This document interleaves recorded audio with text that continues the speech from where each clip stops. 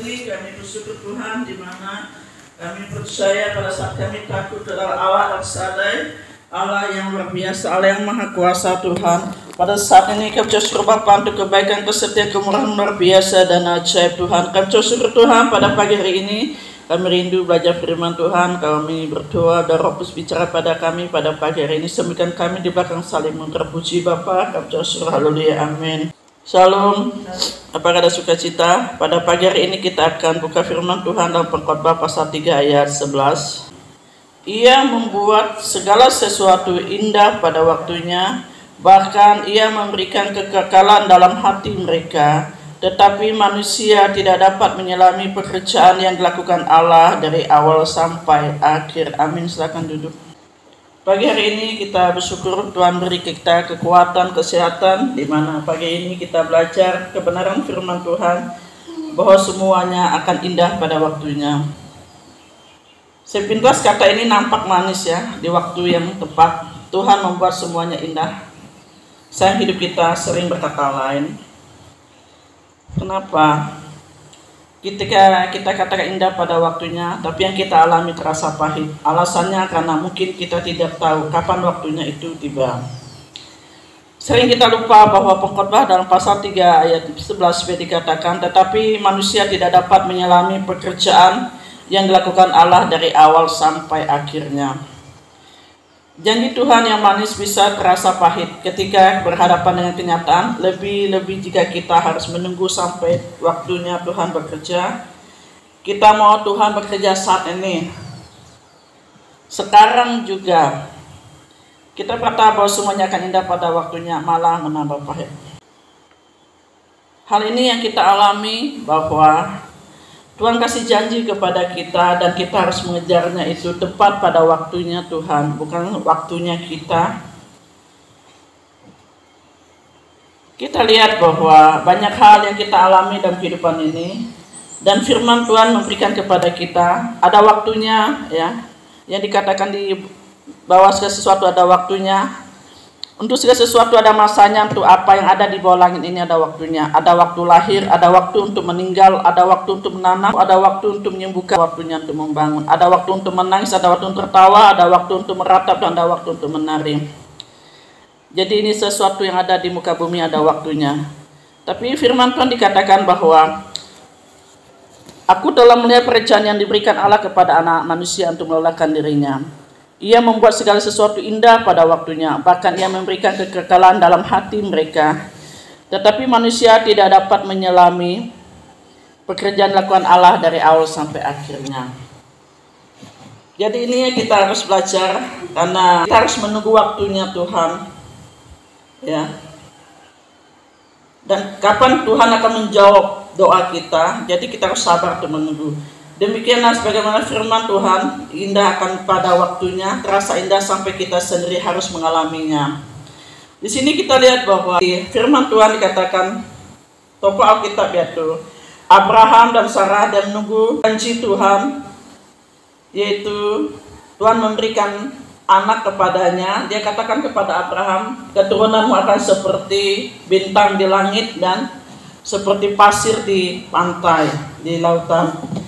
Jadi Abraham ini menunggu waktunya Tuhan. Janji Tuhan itu tidak 1 tahun, 2 tahun, bahkan Abraham menunggu janji Tuhan sampai puluhan tahun. Baru dia bisa mendapatkan Ishak ya. Sampai 25 tahun Abraham menunggunya. Yang kedua yaitu Daud lari dikejar oleh Saul ya. Waktu itu Saul dirapi jadi raja, dan juga karena dia tidak taat kepada Tuhan, maka Tuhan merapi Daud menjadi raja. Jadi saat itu Daud sudah diurapi sama Samuel, dan tapi karena Saul iri hati, dia ngejar Daud sampai sekian tahun. Akhirnya Tuhan itu mengurapi Daud itu, dia menjadi seorang raja.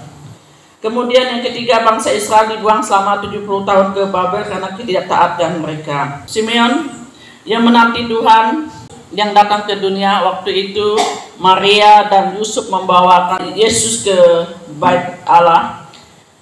Jadi umur 8 hari, maka di situlah bahwa Simeon ketemu sama Tuhan Yesus. Luar biasa ya. Jadi mereka menunggu janjinya Tuhan, tidak spontan yang mau janjinya Tuhan, hal itu bisa terjadi besok. Ini kita lihat bahwa tidak spontan ya kita dapat janji Tuhan. Jadi kita harus sabar, kita harus minta kepada Tuhan sampai waktunya Tuhan. Disitulah kita belajar, maka janji Tuhan akan indah pada waktunya. Waktunya Tuhan, baru Tuhan akan kasih kepada kita sebagai anak-anaknya. Bayangkan aja, Abraham dikasih janji dia itu bapak segala bangsa orang beriman loh di seluruh muka bumi ini. Tapi tidak langsung Tuhan kasih, nggak tahun depan, sekian puluh tahun baru dia dapat. Sampai dia sudah putus asa, dia bilang, Tuhan, apakah Eliezer ini yang pembantu aku nih akan mewarisi hartanya? Kan banyak harta Abraham. Bukan, anak kandungmu itulah yang akan menjadi ahli warisnya. Itu bukan sehari, 2 hari, bukan setahun, 20-an tahun, sekian puluh tahun, 20-an tahun baru Tuhan kasih anak itu, anaknya Ishak pada saat masa tuanya. Itulah Tuhan tidak pernah ingkar janji, dia tetap setia janjinya itu. Karena mengapa? Pada saat manusia sudah siap untuk menerima apa yang dijanjikan oleh Tuhan kepadanya. Nah, bagaimana dengan kita pada saat ini? Kenapa sih Tuhan seolah mempermainkan kita? Memangnya dia tidak peduli sama kita? Ini yang sering kita sebagai manusia kita bertanya, Tuhan, benar nggak sih ini terjadi? Kita nih manusia nih kadang nggak tahu diri. Kenapa Tuhan dan janji ngomong A, kita mau ngomongnya si B. Ini suara-suara tidak mulai buat kita ragu nih. Benar nggak ya? Benar nggak ya? Jadi kita lupa janjinya Tuhan. Seperti itu. Jadi di sini Tuhan itu melihat lebih jauh daripada yang pandangan kita manusia ya. Karena jawabannya sederhana. Karena Tuhan lebih tahu. Dia melihat segala sesuatu lebih jauh.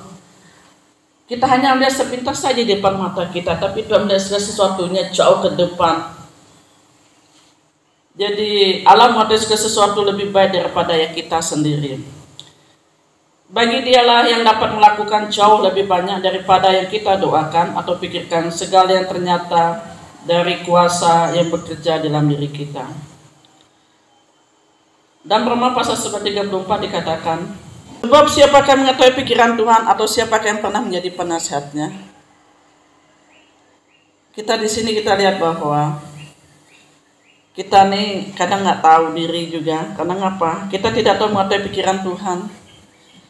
Ya, karena Tuhan memberikan sesuatu kepada kita lebih daripada apa yang kita bayangkan.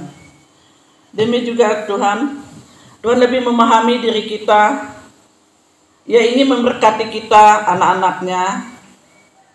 Namun Tuhan juga ingin menerima, maksudnya Tuhan Yesus juga ingin kita menerima janjinya di waktu yang tepat. Masalahnya, bila kita jadi masalah dalam diri kita, jadi kita berhati-hatilah. Karena kalau Tuhan katakan seperti ini, kadang kita nih manusia nih ngeyel seperti itu. Kadang kita doakan hanya seperti ini. Kita manusia kadang bilang Tuhan tidak sesuai apa yang kita harapkan. Itulah kita manusia. Tapi Tuhan jauh dari ke depan masalahnya ya. Mungkin ketika kita gagal dalam wawancara pekerjaan bisa jadi karena karakter kita, skill kita kurang. Kalian kita kurang di dalam perusahaan itu. Mungkin kita ingin sukses dalam keuangan kita, tapi cara kita mengatur keuangan itu belum beres. Gimana mau sukses? Kalau kita dapat uang 1 juta, uangnya semuanya belanja, besok punya hutang lagi, akhirnya lubang gali lubang tutup lubang. Kalau kita ingin mau sukses, jadi kita harus pandai mengatur keuangan kita. Seperti itu. Kita minta kepada Tuhan, Tuhan akan tolong kita. Kita percayalah bahwa apa yang kita minta, kita yakin dengan iman, Tuhan akan menjawab setiap doa permohonan kita. Begitu juga kita dalam pembangunan, ya. Kita mau bangun satu tempat, mau tempat pastori, Tuhan ini sudah ambruk nih Tuhan.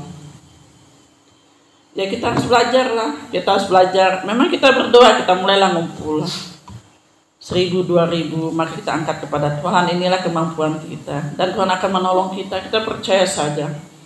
Karena yang kami alami di tempat ini, waktu pertama kali ini gereja, tempat yang kumuh. Di situ dikatakan bahwa tempat ini betul hutan, rumahnya sudah ditinggal sekian puluh tahun. Jadi rumah ini ada 2 kamar di sini dulu. Berapa kali merenovasi ya? Kali kita renovasi pertama bongkar di sini.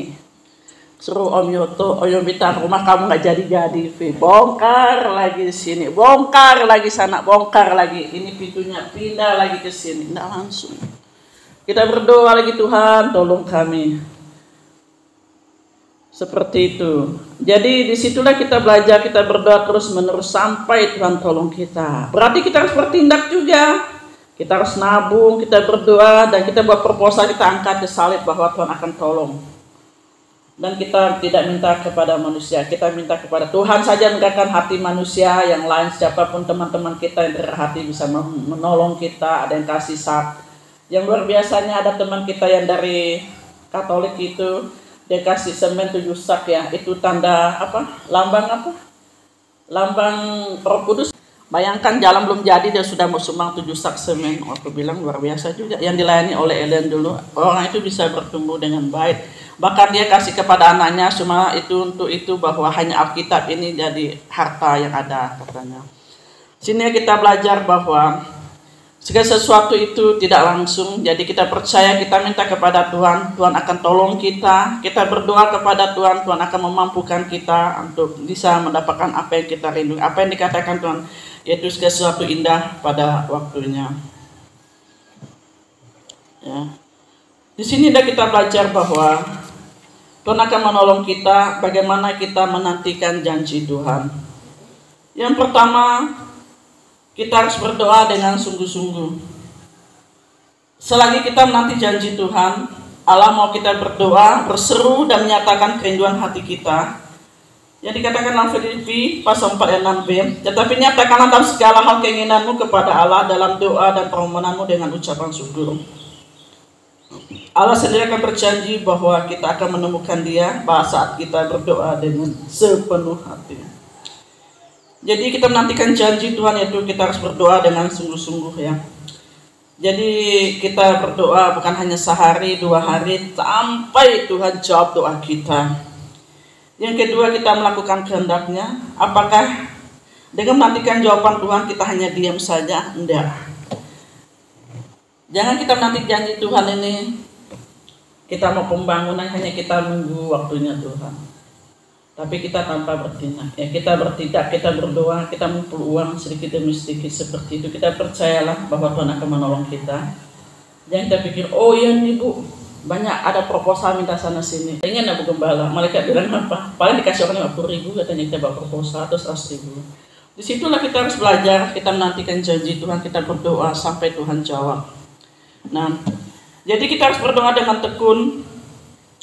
Kita harus tetap membaca firman Tuhan. Kita taat dalam hidup kita sehari-hari. Hanya karena Tuhan belum menjawab doa kita, bukan berarti kita stop untuk tidak taat kepadanya. Dikatakan Roma pasal 12 ayat 11, janganlah hendaknya keinginanmu kendor, biarlah rohmu menyala-nyala dan layanilah Tuhan.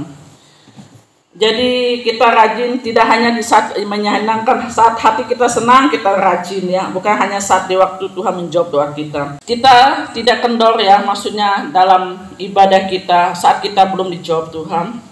Jadi marilah kita terus giat bekerja, terus giat dan berusaha dan taat hingga doa kita dijawab oleh Tuhan. Semuanya akan indah pada waktunya. Percayalah Tuhan akan bekerja, semuanya indah pada waktunya. Di saat kita berjuang dengan pertanyaan kapankah Tuhan menjawab kita, kita percaya, mari kita kuatkan hati kita bahwa kita harus memiliki iman yang teguh kepada Tuhan. Kita berharap dengan sabar. Jadi kita mengingat setiap detik kita dalam hidup kita bahwa bagian dalam rencana Tuhan itu indah pada waktunya. Tuhan akan menyusun ke sesuatu itu indah pada waktunya. Tuhan lihat ketekunan kita. Dan kita minta kepada Tuhan terus menerus dalam doa, dalam permohonan kita. Dan kita harus berharap dengan sabar dan juga harus memelihara iman kepada Tuhan. Dan kita yakin bahwa pada waktunya Tuhan akan membuat segala sesuatunya menjadi indah. Tuhan Yesus berkati.